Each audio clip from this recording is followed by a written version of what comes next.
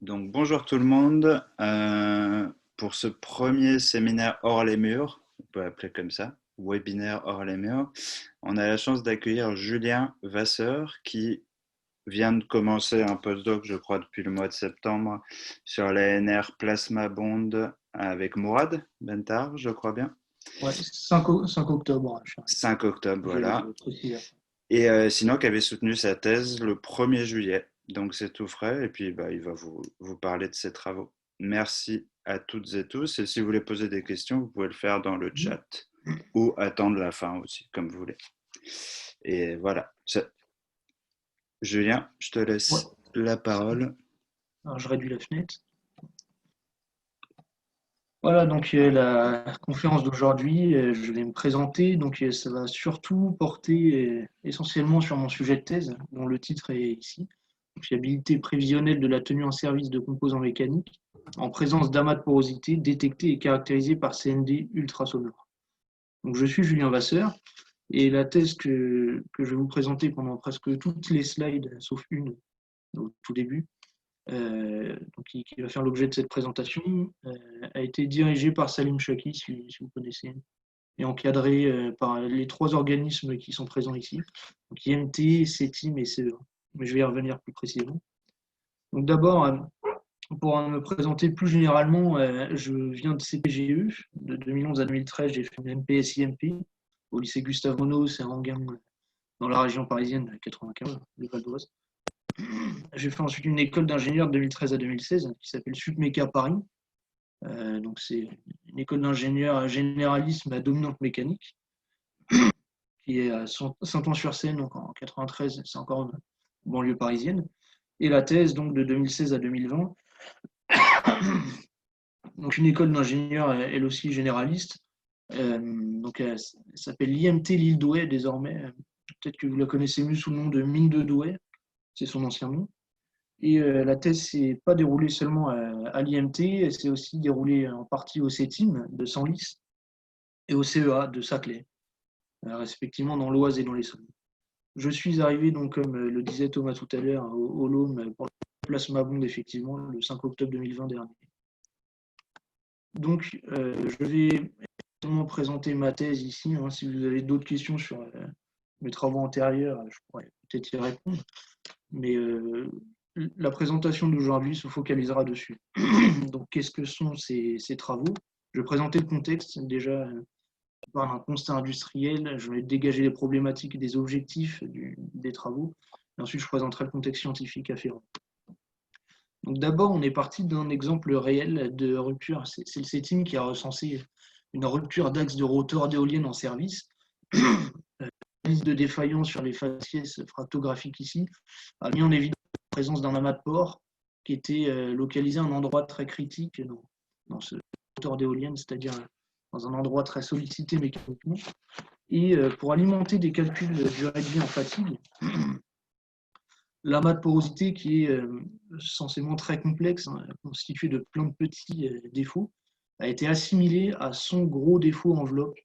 C'est-à-dire qu'on ne va pas dans le détail, on regarde seulement l'enveloppe, la taille globale, et on fait des calculs avec, parce que c'est plus pratique, c'est plus simple. Évidemment, en faisant ce genre de calcul, on arrive à des résultats trop conservatifs. La durée de vie est estimée de 4 mois, alors que la durée de vie réelle du rotor a été de 6 ans. Donc, effectivement, c'est un calcul pessimiste. On me dirait c'est bon, c'est plutôt bon côté ingénierie. On préfère faire des calculs, des dimensionnements au pire. C'est surtout pour l'aspect économique. Là, vous voyez que si on change de pièce tous les 4 mois, alors qu'elle peut tenir 6 ans, il y a un facteur 18 qui est quand même embêtant. Donc, on va essayer de faire mieux. On va essayer de faire mieux que ça. Attendez, ça va passer. Donc là, j'ai présenté un cas sur une éolienne en service, donc un axe de rotor d'éoliennes. On aurait en fait pu partir de n'importe quel système mécanique hein, qui aurait de la porosité. Ce qu'on se propose ici de faire, c'est un CND ultrasonore multi-éléments pour pouvoir détecter et caractériser l'amas de défaut, donc en taille, en forme, en position et en orientation, pour se faire une idée de sa nocivité, et alimenter un calcul de durée de vie en fatigue. Les deux bulles, CND et fatigue, ne seront utilisé par simulation, je présenterai ça tout à l'heure. Et on va faire en sorte que la durée de vie estimée soit à peu près égale à la durée de vie que j'appelle expérimentale. Ça observe effectivement sur la pièce. Donc ça peut se résumer à la phrase suivante: détecter et caractériser au mieux un amas de pores dans une pièce métallique afin d'estimer correctement sa durée de vie résiduelle, sous une contrainte donnée. Donc les origines de la porosité, elles sont doubles, soit de retrait-solidification, auquel cas ça vient de la rétractation de l'aluminium et de la dilatation du silicium, compresser, si vous voulez, les bulles d'air. Et donc, soit il s'agit de porosité de dégazage, qui proviennent ici de la réaction entre l'aluminium et l'humidité de l'air. Voilà, ce qui provoque des bulles. Les premières sont plutôt de forme anarchique, puisqu'elles résultent d'une compression. Et les secondes sont plutôt de forme sphérique, parce qu'elles résultent au contraire d'une isopression tout autour de la porosité, qui fait qu'elle est plutôt de forme sphérique. Et c'est à cette deuxième porosité qu'on va s'intéresser. Les porosités de dégazage, en tout cas, c'est celle qu'on va modéliser dans la suite. Les conséquences, on l'a vu, c'est que c'est d'abord un lieu préférentiel d'amorçage et de propagation de fissures. Elles induisent une perte de tenue mécanique, une rupture prématurée. Comme on l'a vu, par exemple, dans la slide d'avant, le rotor devait durer 20 ans, a priori, s'il n'y avait pas eu de défaut. Donc là, c'est simplement une planche pour justifier pourquoi est-ce que j'ai employé les ultrasons multi-éléments. C'est pour leur caractère portatif, non agressif pour l'environnement et l'opérateur, et parce qu'elle permet des fonctionnalités avancées d'imagerie. Je dégage donc ici 4 points clés de ce sujet. D'abord, la bulle en haut à gauche, amas de porosité. Le fait que ce soit un amas de pores rend l'étude paramétrique difficile, puisque c'est des défauts non maîtrisables. Donc on ne peut pas les refaire de façon identique et les reproduire pour pouvoir faire une étude paramétrique propre. Donc c'est une première difficulté. Deuxième difficulté, et troisième aussi, c'est que le CND et l'étude en fatigue ne porteront pas sur un défaut seul, donc, mais plusieurs défauts qui ne sont pas indépendants, donc qui vont interagir. Ça rend le CND et la fatigue complexes. La deuxième partie, donc bulle en haut à droite, le CND, on s'attachera donc à faire une simulation réaliste du contrôle d'un amas de porosité en supposant que les défauts sont proches et donc ils sont interactifs. On inversera les images de contrôle qu'on a obtenues pour pouvoir estimer les défauts qui sont effectivement en présence et les détecter, les caractériser. La partie fatigue en bas à gauche, alors comme vous l'avez constaté, on va essayer de passer outre, ou en tout cas de faire mieux que l'hypothèse enveloppe, comme on le disait tout à l'heure. On ne va pas assimiler un amas de défauts à l'enveloppe directement. On a vu que ça menait à des résultats trop conservatifs. On va essayer de faire mieux que ça. On va employer une méthode déterministe et non statistique, ce qui peut se faire dans la littérature, on le voit. Donné que la porosité n'est pas maîtrisable, souvent on voit des développements de l'ordre statistique. Ce n'est pas ce qu'on va faire ici. Et on doit à nouveau, comme je le disais, prendre l'interaction entre les défauts en compte. Ça se traduit par une intervention d'un couplage de modes. Je reviendrai peut-être plus tard dessus, mais je ne vais pas trop détailler cette partie non plus. Et le chaînage, donc en bas à droite, qui constitue la véritable originalité de cette thèse. Les données de sortie du contrôle non destructif vont servir de données d'entrée pour la partie fatigue. C'est-à-dire qu'au vu de l'imagerie et de son inversion, on va alimenter un calcul en fatigue.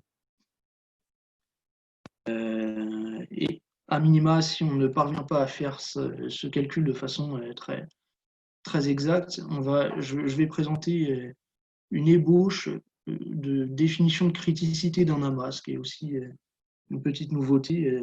Pour un défaut isolé, on voit qu'est-ce qu'il peut faire qu'il est plus critique qu'un autre.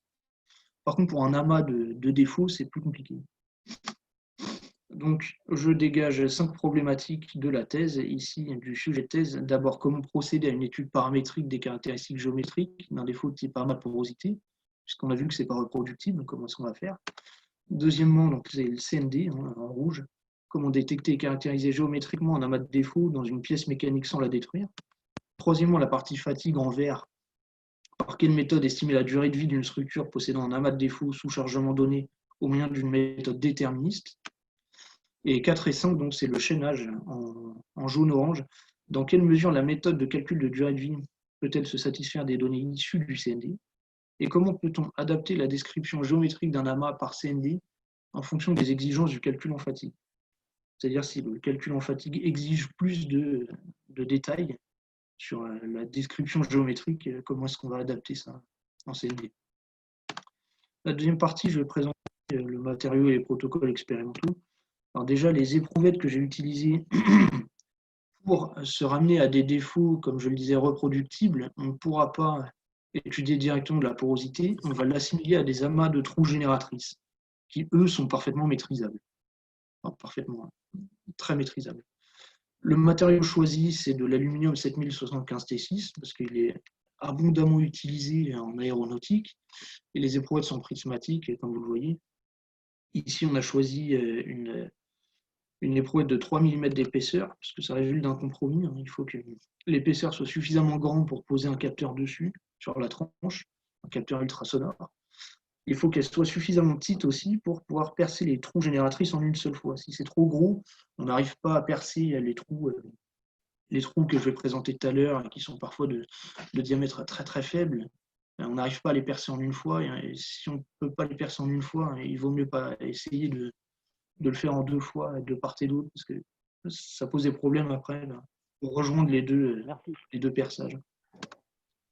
Les avantages sont que, comme je le disais, déjà ce matériau est bien caractérisé dans la littérature, puisqu'il est très utilisé. On s'est ramené à un problème bidimensionnel. Vous voyez que là, on n'est plus en 3 dimensions, hein, la dimension épaisseur ne compte plus. On a simplifié le cas de l'étude paramétrique, parce que avec la porosité, c'était, comme je le disais, impossible. Les amas de trous génératrices permettent ça. Et le cas de charge est simple, puisque là, on a utilisé des éprouvettes de traction, simplement. On n'a pas fait... si on avait voulu refaire exactement le même cas de charge que pour l'axe de rotor, ça aurait été beaucoup plus compliqué. Parce qu'il y avait de la flexion, il y avait de la flexion rotative, évidemment, de la torsion et de la compression. Quand le vent souffle de face sur les pales, ça compresse. Donc ça aurait été vraiment trop compliqué. Là, on s'est ramené simplement à un cas de charge traction-traction. Pour ce qui concerne les trous génératrices que j'ai percés, donc vous voyez au centre de l'éprouvette, ici, ils sont tous percés au centre. D'abord un cas de référence que j'appelle enveloppe, qui est constitué d'un seul trou de 2 mm de diamètre. Un cas que j'appelle standard, constitué de 7 trous qui sont circonscrits dans le même cas enveloppe. Vous voyez, il fait la même taille en termes de taille d'amas. Et c'est à partir de ce cas standard, donc 7 défauts qui sont percés sur un hexagone penché pour éviter les alignements trop particuliers. À partir de ce cas standard que je vais modifier un par un les paramètres géométriques d'un. Donc là, ça peut être la taille des trous, la taille élémentaire de chacun des trous. Là, ça peut être leur nombre, dans le cas de densité, que j'appelle densité.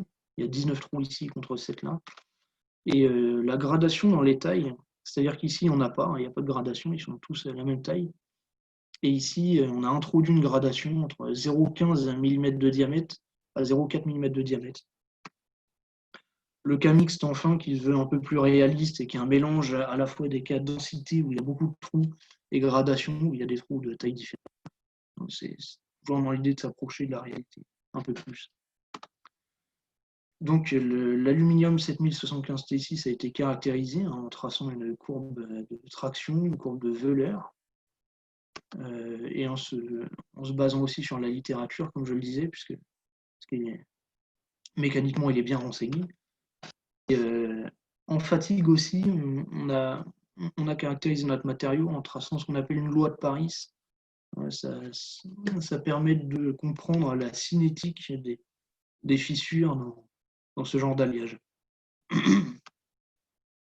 Pour le matériel, alors on a utilisé en partie rouge, c'est l'ultrasonore, partie ultrasonore à gauche, On a utilisé un multi-X de M2M, 64 éléments. L'acquisition s'est faite en AM pour acquisition de la matrice complète. Vous connaissez peut-être mieux le terme FMC pour Full Matrix Capture. Et le post-traitement FTP, donc focalisation en tout point, peut-être que vous connaissez mieux sous le terme de TFM, pour Total Focusing Method. C'est simplement la traduction. Donc les éprouvettes ici, vous l'avez vu, sont placées, ainsi que le capteur multi-éléments, on le voit, ils sont placés dans un support 3D, imprimé en 3D, pour éviter les jeux, le jeu de la sonde, pour éviter tout ce qui introduit de la non-reproductibilité quand on fait ça à la main. Donc, le mauvais positionnement, le jeu, tout ça. Et les signaux sont exploités sur SIVA, donc il y a un logiciel rayon qui emploie un modèle rayon, je vais revenir tout à l'heure dessus. Pour la partie fatigue, on a utilisé une machine MTS 810, hein, je ne détaille pas ici. Les observations faciès sont faites au MEB ou à la lunette binoculaire. Et je vais parler aussi du logiciel, partie logicielle. J'ai utilisé ZCrax pour modéliser la propagation de la fissure en fatigue. ZCrax qui ne fonctionne pas tout seul, hein, qui se couple avec Abacus. Je montrerai ce couplage dans quelques slides. Donc je vais détailler le travail qui a été fait en 4 points. D'abord la vérification métrologique de conformité des trous génératrices par microtomographie X, micro X. L'acquisition et la reconstruction AMC-FTP, donc on procédera ensuite au contrôle ultrasonore, avec toujours leur pendant côté simulatoire, hein, leur simulation côté SIVA et MATLAB. J'expliquerai pourquoi d'ailleurs je fais 2 simulations et pas une seule, 2 simulations différentes. Et la partie en fatigue, donc je solliciterai les éprouvettes en fatigue pour avoir une durée de vie expérimentale. Je solliciterai en simulation les mêmes éprouvettes, si vous voulez, modéliser pour estimer une durée de vie simulée. Et on comparera les deux ensuite pour voir s'il y a concordance. Et la 4e partie, c'est donc, comme je le disais, les données de sortie du CND doivent servir de données d'entrée à la fatigue. C'est-à-dire qu'on va faire exactement le même calcul que je viens d'évoquer, sauf qu'on ne va pas partir de la configuration exacte, celle qu'on sait qu'on sait, mais on va partir de la configuration qu'on estime à partir de l'inversion des reconstructions ici. Donc, au vu de cette reconstruction, je crois qu'il y a cet ensemble de défauts. Et s'il y avait cet ensemble de défauts, qu'est-ce que ça donnerait comme durée de vie? Et à nouveau, on va la comparer à la durée de vie expérimentale qui fait foi dans ce genre de cas, dans ce genre d'études. Donc, première partie, vérification métrologique des trous génératrices, pour savoir si, quand on va modéliser en partie simulatoire, quand on va modéliser des trous génératrices qui sont évidemment parfaits quand on les dessine sur Abacus, est-ce que ça représente bien la réalité? Alors, oui, hein, je vais pas détailler ici. Disons que c'est une partie importante parce qu'elle conditionne la qualité des essais à suivre. Mais ici, on se contentera simplement de dire que j'ai vérifié cette conformité sur un VG Studio Max, qui est un logiciel que vous connaissez peut-être, je ne sais pas, pour voir s'il n'y avait pas trop d'erreurs en positionnement, en diamètre et en cylindricité des trous génératrices. Et la réponse, c'est que c'est satisfaisant. Donc, on peut tout de suite passer en fait à la partie ultrason, contrôle non destructif. Et je vais présenter cette partie en 3 points. Hein. Je vais rappeler la différence entre diffusion simple et multiple, le principe du calcul de la diffusion multiple, et je montrerai des exemples de résultats que j'obtiens quand je simule soit sous hypothèse de diffusion simple, soit sous hypothèse de diffusion multiple. Et je comparerai encore une fois à l'expérimental, à la reconstruction expérimentale. Je vais montrer ça tout à l'heure. Là, c'est simplement pour rappeler la diffusion simple. C'est un peu le modèle qu'utilise SIVA. Hein. C'est que la diffusion, on considère que la diffusion par un amas de trous ici, 1 et 2, ça va être la somme de la diffusion par le défaut 1 plus la diffusion par le défaut 2. En fait, on ne va pas considérer les interactions entre les deux défauts. Ici, je représente ça, c'est SIVA qui va représenter l'hypothèse de diffusion simple. même si ce n'est pas tout à fait vrai. Hein. C'est un modèle asymptotique, comme je le disais, à haute fréquence de type rayon, pour modéliser le champ primaire, ce qu'on appelle le champ primaire. Mais en fait, SIVA est un peu plus subtil qu'une diffusion simple naïve, qu'une simple sommation, comme je l'expliquais, puisqu'il prend en compte les effets d'ombrage. C'est-à-dire que s'il y avait un défaut qui était au-dessus de l'autre, ce qu'on appelle la configuration en éclipse, on cacherait effectivement le défaut. Il n'y aurait pas de sommation exactement comme je l'expliquais. Donc c'est un peu plus subtil. Mais en tout cas, c'est moins élaboré que la diffusion multiple. Elle prend en compte le fait que la diffusion par le défaut 1, si vous voulez, va en quelque sorte devenir une source pour le défaut 2. C'est ce qui va incider sur le défaut 2. Et réciproquement d'ailleurs. Donc on va s'attacher à créer un nouveau modèle qui augmentera le réalisme de la simulation du contrôle en prenant en compte ces interactions entre les défauts 1 et 2. Vous voyez les petites flèches qui est à droite et que je n'ai pas mises à gauche.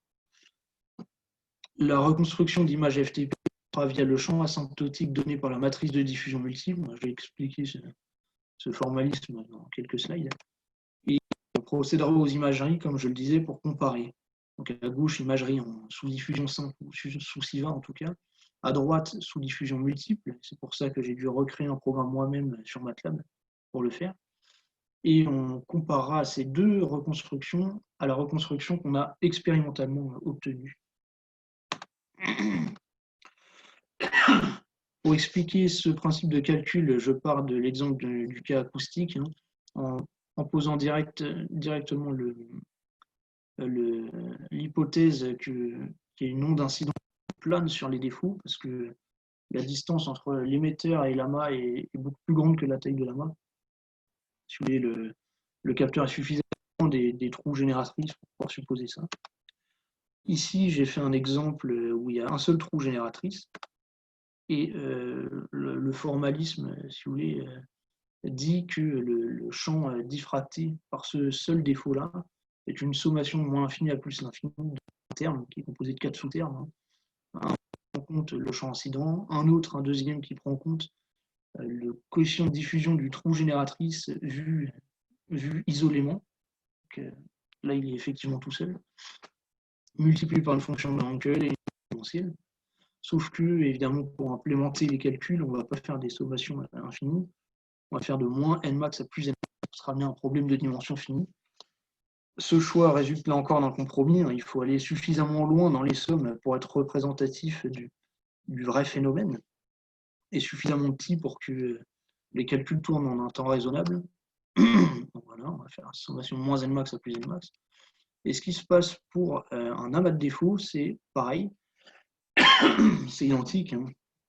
Le champ diffusé est encore égal à une somme, mais on va simplement sommer sur chacun des défauts ici, sommation sur xi, et on ne va plus prendre en compte des coefficients de diffusion simples, mais des coefficients de diffusion multiples que j'appelle CNxi, qui cette fois prennent en compte le fait que le défaut n'est pas tout seul. Il y a d'autres, et que la diffusion par les autres fait office un peu de source sur le défaut xi. Pour expliquer le principe du calcul, j'écris le bilan du système couplé en ondelle, qui est composé de 4 termes. La multidiffusion due au cylindre X, pour quel que soit l'ordre de l'onde et quel que soit le diffuseur X. Il y a un terme qui est dû à sa multidiffusion, un terme qui est dû à la diffusion de 2X due à l'incidence fictive en longitudinale des autres diffuseurs, donc tous les Y différents de X. Pareil pour l'incidence fictive en transversale, qui arrive sur le défaut X et qui est rediffusé en longitudinal. Et un terme source, un quatrième qui est le champ, qui est le terme source, qui est dû à l'incidence. L'incidence qui vient des capteurs, c'est faux. La vraie incidence. Je fais pareil pour le bilan du système couplé en onde transversale. Et en gros, en supposant que les CN sont indépendants entre eux, ce qu'on peut faire, on arrive à poser un système matriciel dit par bloc. TG CN est égal à S, où TG, c'est la matrice qu'il va falloir inverser, qui est composée de 4 sous-blocs qui contient chacun l'information des conversions de mode, hein, LL, LT, TL et TT. Je précise ici que la taille de la matrice est fonction de Nmax, hein, c'est pour ça qu'il ne fallait pas le choisir trop grand, parce que pour inverser cette matrice, en un temps raisonnable, il faut que Nmax soit pas trop grand. Ça venait de là, donc. Cn, c'est le vecteur des inconnus, en fait, hein, ce qu'on cherche à déterminer, c'est les coefficients de diffusion multiples. Et S, c'est le vecteur source. C'est le quatrième terme que je présentais dans la slide précédente, qui est dû à la source. Donc, une fois ce formalisme appliqué, hein, je passe les détails. Ici, j'ai illustré sur le cas gradient que j'appelle positif parce que l'onde incidente vient du haut et donc elle rencontre les défauts du plus petit au plus grand. Pour ça. Mais vous voyez le schéma en haut à droite. Alors, au milieu, on a le contrôle expérimental. À droite, on a le contrôle simulé sur MATLAB, c'est-à-dire tel qu'on peut le simuler si on prend en compte les effets de la multidiffusion. Et à gauche, j'ai simulé la même chose, mais sur SIVA. Alors déjà, je mentionne des échos de falaise en fait, qui sont dus au fait que le problème est tridimensionnel et pas bidimensionnel. Donc il y a des contributions hors plan qui ne sont pas pertinentes ici, puisque de toute façon, on ne les a pas modélisées ni à gauche ni à droite. On ne va pas trop en parler. Je vais surtout parler des échos dus à la multidiffusion, qui sont retranscrits uniquement sur MATLAB. On sait que c'est dû à la multidiffusion parce qu'on les retrouve dans le contrôle expérimental quand on prend en compte la multidiffusion et qu'on ne les retrouve pas si on est sur SIVA. Donc on voit que les reconstructions MATLAB à droite sont réalistes, hein, tant en nombre d'indications, en position des points brillants et en amplitude. Et même si on change de cas, ici j'ai montré le cas densité, hein, qui est c'est très complexe. On voit une espèce de barrage des 5 premiers trous. Mais on observe censément la même chose, c'est-à-dire des échos qui sont dus à la multidiffusion, retranscrits uniquement sur MATLAB, un réalisme très grand, tant en nombre de trous, en nombre d'indications plutôt, en position et en amplitude des points brillants. Et donc on observe qu'on manque certains phénomènes dans SIVA, ce qui est logique puisqu'on ne modélise pas l'interaction. Donc partie fatigue, maintenant je vais passer à la partie fatigue et je reviendrai en quatrième partie lors du chaînage sur ces données de sortie que je viens de présenter pour pouvoir alimenter un calcul de durée de vie en fatigue. Donc là, on va aborder la partie fatigue de façon un peu séparée pour l'instant, mais on va chaîner en partie 5. Donc la partie 4, donc études en fatigue, je présenterai d'abord la méthode, les résultats. On partira d'observations fractographiques aussi pour savoir comment simuler en partie 4, en sous-partie 4. Et je ferai à nouveau les comparaisons expérimentales simulées. Ça marche toujours de la même façon. Donc pour ce qui concerne la méthodologie que j'ai appliquée en expérimental, je fais 3 essais de fatigue par lot. J'expliquerai pourquoi, est-ce que c'est suffisant ou pas, pourquoi j'en m'en suis contenté. La sollicitation, comme je le disais tout à l'heure, c'est une traction-traction, hein, c'est-à-dire en fait là ça va aller de 15 à 150 MPa tous les 15e de seconde, 15 Hz. Et j'observerai, je montrerai aussi des faciès au MEB, c'est-à-dire microscope électronique à balayage, pour au moins une éprouvette par lot minimum, pour savoir comment modéliser la simulation. Ça, je l'expliquerai tout à l'heure. Pour ce qui concerne la partie simulation, donc, je localiserai l'amorçage par méthode d'éléments finis. Et une fois que l'amorçage est localisé, il va falloir propager la fissure en fatigue. Et là, je ferai intervenir le couplage Z-Crax Abacus. Abacus, je ne l'ai pas utilisé tout seul pour ça. Donc, voilà, ça sera présenté dans quelques slides, ça aussi. La comparaison des durées de vie et des trajectoires de fissures simulées avec les résultats expérimentaux, on va essayer de comparer ces résultats trouvés expérimentalement aux résultats trouvés par simulation. Donc d'abord, là, je parle des résultats d'essais de fatigue en durée de vie. D'ailleurs, je ne vais pas parler des trajectoires, là, ce sera, si vous voulez, pour la partie question. Là, pour faire plus court, je ne vais évoquer que les durées de vie, parce que c'est plus pertinent. Donc, suite aux essais expérimentaux, on arrive à voir une évolution. Déjà, le premier point, c'est qu'il y a une bonne répétabilité.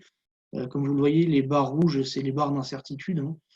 Ici, j'ai mentionné la moyenne et l'incertitude, avec certitude à 95%, c'est plus ou moins 2 sigma. On voit que les barres rouges ne sont pas très grandes. Il faut savoir qu'en fatigue, c'est difficile d'avoir presque un facteur 2 ou 3 de répétabilité. On est déjà assez satisfait. Donc, ces barres rouges peuvent être considérées comme suffisantes, assez petites et donc satisfaisantes au niveau de la répétabilité. C'est pour ça que je me suis contenté de 3 essais. Deuxièmement, le point évident, c'est qu'on peut avoir une mobilité croissante, un peu celle qu'on attend intuitivement, hein, qui est que le cas taille élémentaire avec les tout petits trous est moins nocif que le cas standard, qui lui-même est moins nocif que le cas gradient, etc. Pour finir sur le cas le plus nocif, qui est le cas enveloppe, et on retrouve en fait que le cas enveloppe est, si vous voulez, trop nocif pour modéliser correctement les durées de vie de la plupart des cas qui ont été envisagés. Ça peut marcher éventuellement pour le cas densité, parce qu'il est percé de beaucoup de trous. Le cas mixte, un petit peu moins, et puis après, ça n'est plus représentatif. On observe à nouveau que c'est une hypothèse trop forte pour modéliser n'importe quel amas de défaut. Et ces résultats en durée de vie, on va essayer de les retrouver par simulation. Alors, comme je le disais, simuler directement, on ne sait pas d'où partir. Donc, ce qu'on a fait, c'est qu'on observe les fractographies au MEB ou à la lunette binoculaire pour s'en inspirer, pour savoir comment est-ce qu'il va falloir modéliser tout ça. Donc, déjà, on observe que le phénomène est très complexe parce qu'il y a plusieurs amorces au sein de... Là, ici, c'est un cas, je crois, densité, donc avec 19 trous. On voit que l'amorçage se fait de plusieurs endroits.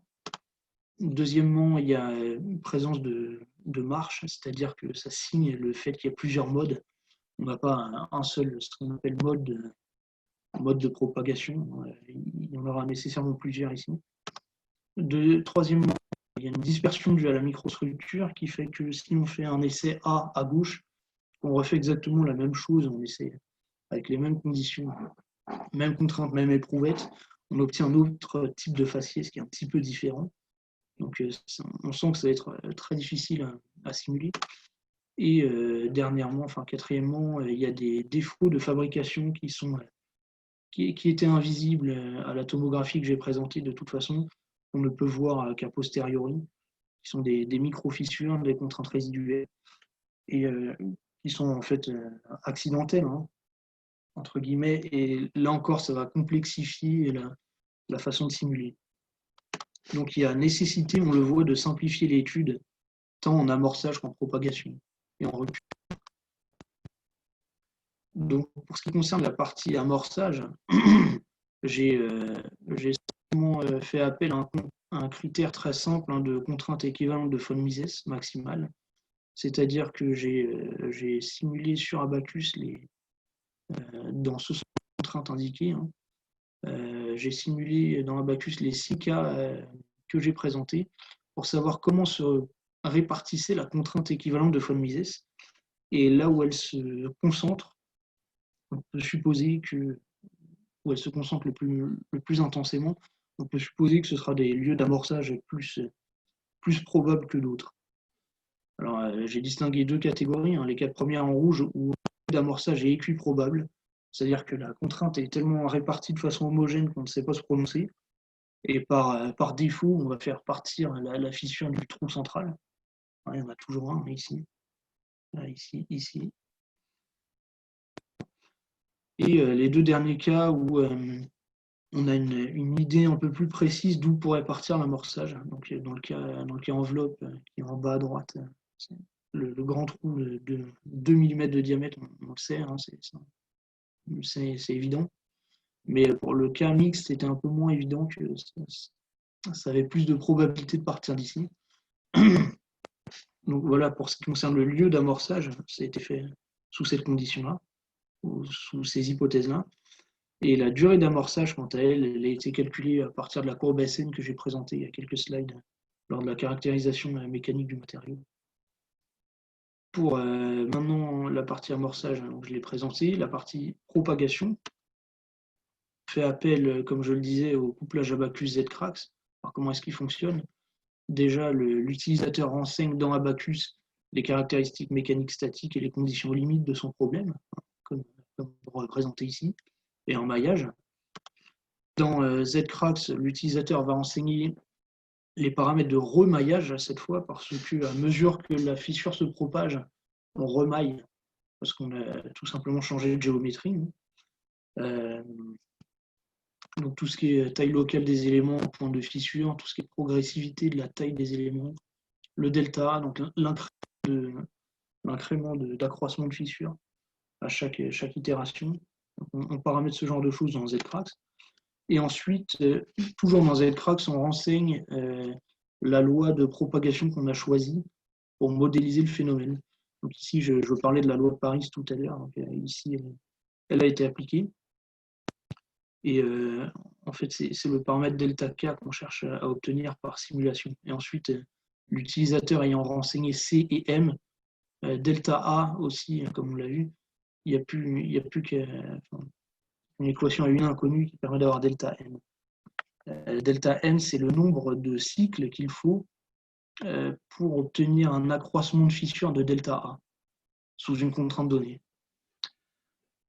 Voilà, puisqu'on a renseigné les paramètres de remaillage, comme je le disais dans la bulle précédente, la fissure c'est prolongé de delta A, donc on remaille, la configuration est remaillée, et si on n'a pas vérifié les conditions de sortie encore, le problème est réinjecté dans Abaqus, puisqu'on a affaire à une nouvelle géométrie, puisque la fissure s'est propagée. Donc, nouveau problème par élément fini, etc. À nouveau dans Zcrax, il lui repropage, etc. Jusqu'à ce qu'on vérifie une condition de sortie. Donc, elle peut porter sur la taille de la fissure, c'est-à-dire une fois que la fissure est considérée suffisamment grande, on arrête la simulation, ou alors elle peut porter aussi sur ce qu'on appelle un facteur d'intensité de contrainte en forme de fissure, hein, j'appelle Kali ici. Enfin, quoi qu'il arrive, une condition de sortie de boucle logique met fin à cet algorithme. Pour modéliser la fissure initiale maintenant, en termes de géométrie, je l'ai placé donc en considérant une ellipse. Je l'ai considéré ellipsoïdale. Ça, c'est au vu des photographies. On peut considérer que si on a une ellipse à la fin, si on remontait le temps, on aurait aussi une ellipse, mais qui est plus petite. Donc là, vous voyez un faciès de rupture ici. Et je l'ai considéré orthogonale à la sollicitation, pour simplifier les choses. Oui, la normale sortante de l'ellipse serait l'axe de la contrainte.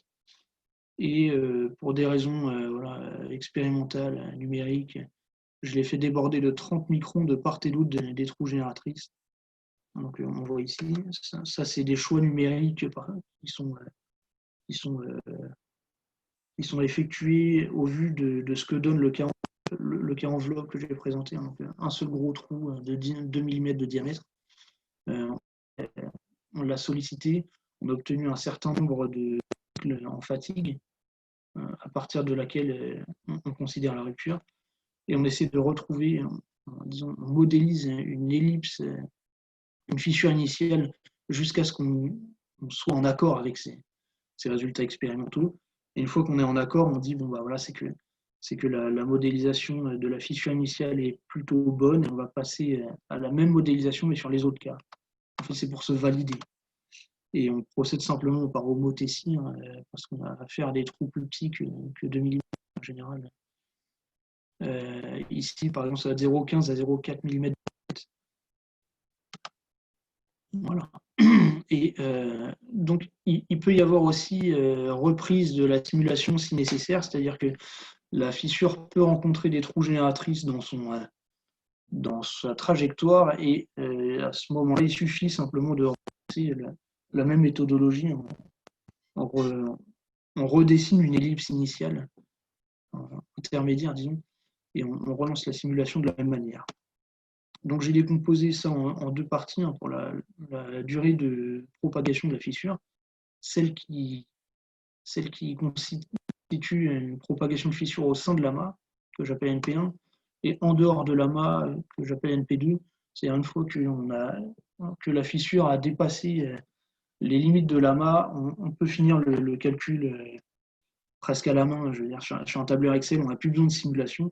C'est pour ça qu'on arrête la simulation assez vite, parce que c'est des calculs très lourds, et qu'on finit à la main le plus tôt possible. Et on va simplement dire que la durée de vie totale, c'est la durée de vie à l'amorçage, comme je l'ai présenté tout à l'heure, NP1 plus NP2.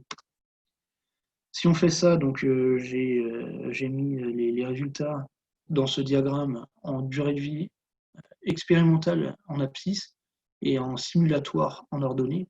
Vous voyez la courbe verte, la droite verte, ça correspondrait au résultat, au résultat parfait, si vous voulez, si la théorie était exactement, la simulation donne exactement les mêmes résultats que l'expérimentation. Les courbes rouges ou les barres rouges délimitent les endroits où on se trompe, qui est un facteur 2 près. Donc c'est très satisfaisant en fatigue. Et on voit que presque tous nos cas sont dedans, en fait. Ils sont tous dedans, y compris le kata élémentaire, puisqu'il y a des barres d'incertitude. Hein. Donc il y a encore moins que le kata élémentaire soit bon à un facteur 2 près. Par ailleurs, oui, il y a eu un petit accident sur ce cas. On a fait une répétabilité que de 2 éprouvettes, la troisième n'ayant pas pu être faite. Et je précise aussi que c'est un usinage très complexe. Hein. Le kata élémentaire, c'est des trous de 0,15 mm de diamètre. C'est très petit. L'incertitude de simulation peut porter sur le coefficient de la loi de Paris, ce que j'appelle C, hein, coefficient C, et peut provenir aussi du fait, donc ça c'est la barre d'incertitude verticale, l'incertitude que j'ai sur la simulation. Elle peut aussi porter sur les effets de fermeture que je n'ai pas modélisés. Il faut savoir que quand une fissure se propage en pointe de fissure, il y a des contraintes très grandes qui peuvent plastifier localement le matériau et ça n'a pas été pris en compte. Et ça peut expliquer, la différence qu'il y a entre l'expérimental et le simulé ici. Et c'est pas négligeable. Donc, comme je le promettais tout à l'heure, on va maintenant passer à la quatrième partie qui est le chaînage. On va se servir des données de sortie du CND pour les injecter en fatigue. Alors, déjà, la méthode d'image, comment est-ce que je peux procéder? C'est-à-dire, à partir d'une image, comment est-ce que je peux deviner quels sont les défauts qui sont en présence en voyant ça? Alors, on peut s'inspirer d'une première méthode qui s'appelle la méthode des -6 décibels. Hein. Si je fais un zoom ici, je prends ce que j'appelle un point brillant, c'est-à-dire un maximum local d'amplitude. Je relève son intensité que j'appelle I, et je vais de part et d'autre, à gauche et à droite de ce point brillant, jusqu'à perdre 6 décibels. Et je dis que c'est le diamètre. Évidemment, le diamètre, le cercle correspondant est placé juste en dessous du point brillant. Et donc, c'est là qu'on peut considérer qu'il y a défaut à la position et à ce diamètre-là. Il faut savoir que cette méthode n'est licite que si la taille du défaut est a priori plus grande que la taille du faisceau. Sinon, ça va donner quelque chose de constant. Ça aura tendance à dimensionner en fait le faisceau plutôt que le défaut. Et si on applique cette méthode comme je l'ai fait dans une première partie, hein, dans un premier essai, on voit qu'il y a une tendance à surestimer les diamètres de défaut. Donc ça, c'est la méthode 1, on va la mettre de côté pour l'instant, on va passer à une méthode 2, l'étalonnage, qui commence par les mêmes étapes. Hein, on relève un point brillant et son intensité, sauf que cette fois, à l'aide du logiciel Siva, j'ai réussi à tracer une courbe de l'atténuation en fonction du diamètre. Donc, si vous voulez, plus le diamètre d'un défaut est grand, plus il renvoie, il va réfléchir à de l'intensité et donc moins l'atténuation. L'atténuation est de moins en moins négative. On positionne de la même façon le défaut supposé sous le point brillant. Et si on fait cette deuxième méthode, cette fois, on a une tendance à la sous-estimation des diamètres parce que les défauts les plus interactifs vont atténuer plus fort. Non pas parce qu'ils sont petits, mais parce qu'ils sont très interactifs. Et cette méthode va passer à côté de cette interprétation. Donc si on résume maintenant, on revient aux deux méthodes. Il y en a une qui a tendance à surdimensionner les défauts, une qui a tendance à les sous-dimensionner. Donc, ce que j'ai fait, c'est une combinaison des méthodes 1 et 2, c'est-à-dire que je prends la méthode 1, les résultats de la méthode 2 et je les moyenne en quelque sorte. Donc là, j'ai montré un exemple sur le cas standard, qui est vu à la fois de dessus et de dessous. Et donc on a fait deux contrôles, la face supérieure et la face inférieure, et on arrive à estimer cette configuration. Là, je remets en mémoire ici, je vous rappelle la configuration réelle à droite. Donc on voit qu'on est plutôt correct en localisation, même si on a tendance quand même à surestimer la taille des défauts. Pour ce qui concerne la durée de vie d'un tel amas estimé, on fait la même méthodologie qu'avant et on trouve une durée de vie théorique. Si avec cette configuration-là, ça devrait tenir, sous les contraintes supposées, ça devrait tenir 36 561 cycles. Alors qu'expérimentalement, on trouve une moyenne de 80 561. Donc on a en gros un facteur 2, c'est assez satisfaisant, disons, surtout au vu du facteur 16 qu'il y avait tout à l'heure sur l'axe du rotor d'éolienne. Donc on a fait quand même mieux, on a un progrès certain. Et cette durée de vie très inférieure à la théorique peut être quand même inférieure à un facteur 2. Elle peut être due évidemment à la surestimation de taille des défauts, ce qui conduit à une durée de vie simulée conservative. Alors il faut savoir que, donc là j'ai présenté un cas, les simulations en fatigue sont assez complexes et si on pouvait les éviter, ce serait un gain de temps considérable, un gain de calcul. Donc ce que je vais faire, c'est que je vais proposer un critère qui permettrait de se faire directement une idée de la criticité d'un tel amas pour pouvoir éventuellement la convertir en durée de vie théorique. Donc pour introduire cette notion de critère que j'ai développée, je mentionne ici, je fais un petit schéma, hein, si la contrainte était horizontale comme ça, et qu'on avait trois défauts positionnés de la sorte, si je relève les ordonnées de chacune des pointes de défaut, haut et bas, on aurait Y1 jusqu'à Y6, puisqu'il y a trois défauts. Je définis ce que j'appelle PR orthogonale ou projection orthogonale, projection redondante orthogonale, comme étant le Y1, Y2 plus deux fois l'intervalle Y2, Y3 plus une fois l'intervalle Y3, Y4 et deux fois, etc. Parce que entre notamment l'intervalle Y3, pourquoi est-ce qu'il est compté deux fois? Parce qu'il y a deux défauts qui se projettent dessus. Donc dès qu'il y a n défauts qui se projettent sur un intervalle, il compte n fois. Et c'est comme ça que j'arrive à avoir une sorte de taille verticale du défaut, ou selon les ordonnées, si vous voulez. Je fais exactement pareil avec ce que j'appelle une projection redondante parallèle, c'est-à-dire sur l'axe X, l'axe des abscisses, c'est-à-dire celui qui est parallèle à l'axe de sollicitation. Et j'obtiens un autre type de nombre. Et c'est avec ce genre de considération que je définis une criticité, entre autres. Donc il y a PR orthogonale, la surface de trou génératrice ici, PR parallèle, et M' au carré, qui en fait la moyenne de la longueur des ligaments de la configuration. Les ligaments, ce que j'appelle ligaments, c'est la taille, la distance qui sépare à bord deux défauts. Donc si je fais le calcul de la sorte, j'obtiens une criticité pour le cas enveloppe qui vaut pi en l'occurrence. Pour le cas densité, elle vaut à peu près 2,6, etc. Donc je peux les placer en ordonnée sur un diagramme criticité. En abscisse, je les place là où j'ai obtenu un nombre de cycles à rupture expérimentale.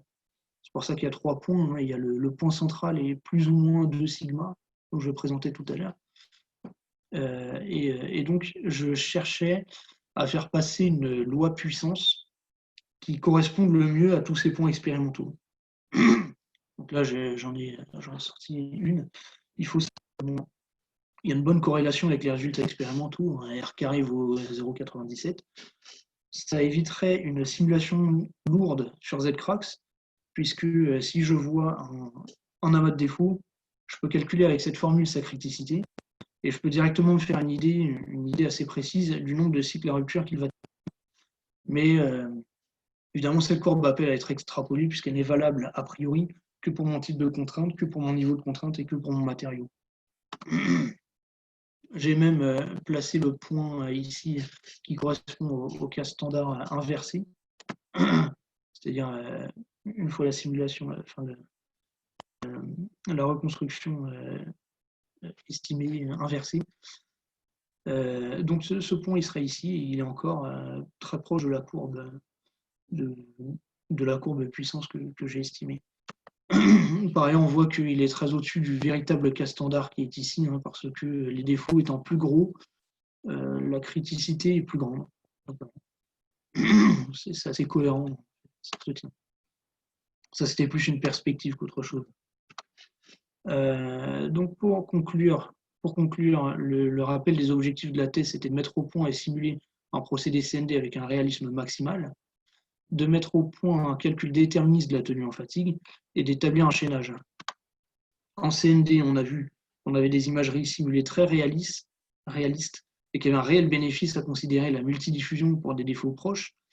On a validé le procédé de contrôle, donc la technique ultrasonore et la méthodologie, donc le multi-élément, AMC, FTP, etc.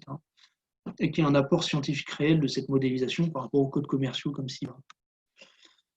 En fatigue, il y a une bonne corrélation entre les expérimentales et simulées, pour tous les cas envisagés. Il y a un critère de criticité qui a été élaboré, qui est au moins intéressant et qui appelle à être extrapolé pour d'autres types de configurations. Et le chaînage est certes perfectible, mais il a permis de donner des meilleurs résultats que l'hypothèse enveloppe classiquement adoptée. C'est-à-dire on a vu un facteur 2 dans la durée de vie théorique, là où on a un facteur plutôt 16 quand on fait ce genre d'hypothèse enveloppe. Les perspectives donc en CND, c'est de mettre en évidence une signature de la multidiffusion dans le signal en faisant des contrôles à fréquence plus basse. Je n'ai pas précisé, mais c'était à 15 MHz qu'ils ont été faits, les contrôles. Étendre la méthodologie que j'ai présentée à des géométries de défauts plus réalistes, hein, des amas de sphères ou des ellipses. Pour l'instant, la théorie que j'ai présentée de la multidiffusion, c'était valable pour des cylindres. J'ai évoqué aussi des méthodes de contrôle peut-être plus complètes que AMC-FTP. On pourra faire l'imagerie en long plane, on multiplie les angles d'incidence et faire de la fusion de données sur ces multiples angles d'incidence. Ce que je n'ai pas mentionné ici, par contre, c'est que j'ai montré que des images de défauts à 0 degré, c'est-à-dire vraiment au droit des amas de défauts. J'ai aussi modélisé des angles d'incidence à 30 degrés, donc qui seraient tout à fait exploitables et qui donnent les mêmes bons résultats que j'ai présentés tout à l'heure. On obtient des choses tout à fait satisfaisantes aussi. En fatigue, donc des essais de fatigue par microtomographie haute résolution permettraient de se faire une meilleure idée du phénomène d'amorçage, qui est par ailleurs multiple, on l'a vu, et on sait qu'on ne l'a pas modélisé, donc ça peut être une perspective. Employer d'autres lois de propagation, alors j'ai parlé de la loi de Paris, mais il y en a d'autres, qui permettent de pallier des défauts, notamment au tout début et à la toute fin du phénomène de propagation. La loi de Paris n'est pas idéale, il y en a des meilleures. Prendre en compte la plasticité en pointe de fissure, ça aussi je l'ai évoqué, les effets de fermeture, qui n'ont pas été pris en compte et qui sont, comme je le disais, non négligeables dans ce matériau. Et le dernier point, c'est j'évoque une méthode de calcul, la méthode dite de champ de phase. C'est un autre paradigme, c'est des méthodes énergétiques. Là, on changerait complètement de façon de simuler et ça permettrait en tout cas un gain de temps de calcul. Mais au moment de la rédaction de la thèse, c'était vraiment extrêmement nouveau. Les premiers articles datent de novembre-décembre 2019, donc au moment où je rendais presque le mémoire. Donc ça n'a pas été détaillé. La partie chaînage, donc je propose aussi un traitement d'image avancé pour pouvoir améliorer l'inversion. On a vu que l'inversion a été défectueuse en certains points, certaines caractéristiques. La méthode d'inversion itérative, une méthode d'inversion itérative serait en quelque sorte de s'auto-corriger en utilisant le programme MATLAB que j'ai programmé, que j'ai écrit, pardon. C'est-à-dire que si on suppose une configuration de défaut en présence, on peut vérifier que est-ce qu'elle est cohérente ou pas avec le résultat, la reconstruction qui est effectivement faite expérimentalement. C'est-à-dire, si on avait cette configuration de défaut estimée, normalement, mon programme MATLAB peut dire on devrait avoir telle reconstruction expérimentalement. Est-ce que c'est le cas ou pas? Et si ce n'est pas le cas, il s'agirait de s'autocorriger. Je parle aussi de l'intelligence artificielle qui permettrait, soit via l'apprentissage automatique, soit l'apprentissage profond, qui permettrait d'être alimenté déjà avec des simulations multidiffusion pour pouvoir identifier mieux les configurations de défauts. Et là, j'ai parlé de chaînage à CND fatigue. Ici, en perspective, j'évoque un dialogue. Un dialogue, c'est-à-dire que les données de sortie du CND sont interprétées comme des données d'entrée à la fatigue. Si ça ne correspond pas, on revient sur la CND et on ne le fixe pas comme j'ai fait une fois pour toutes pour pouvoir améliorer sans cesse et avoir une convergence entre la durée de vie théorique et la durée de vie expérimentale. Pour ce qui concerne la valorisation des travaux, j'en parle rapidement, le programme MATLAB que j'ai présenté a été réinterprété en langage C, pour être implémenté dans Siva, dans une version de Siva qui est pour l'instant personnelle au CEA, qui n'est pas sortie, mais voilà, ça donnait des choses intéressantes. Et en production scientifique, j'évoque un article ici, donc dans TRFM. C'était pour la partie fatigue.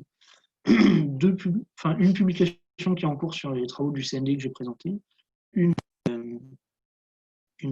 conférence à Bordeaux qui s'est tenue en juin dernier, avant-dernier, pardon, en 2019, et une candidature actuelle à un concours pour le prix AFIAP 2020 du jeune chercheur. Voilà. J'étais un peu loin. Désolé. Pas de problème, c'était très bien. Merci. Alors, ouais, je coupe l'enregistrement, comme ça on peut discuter librement.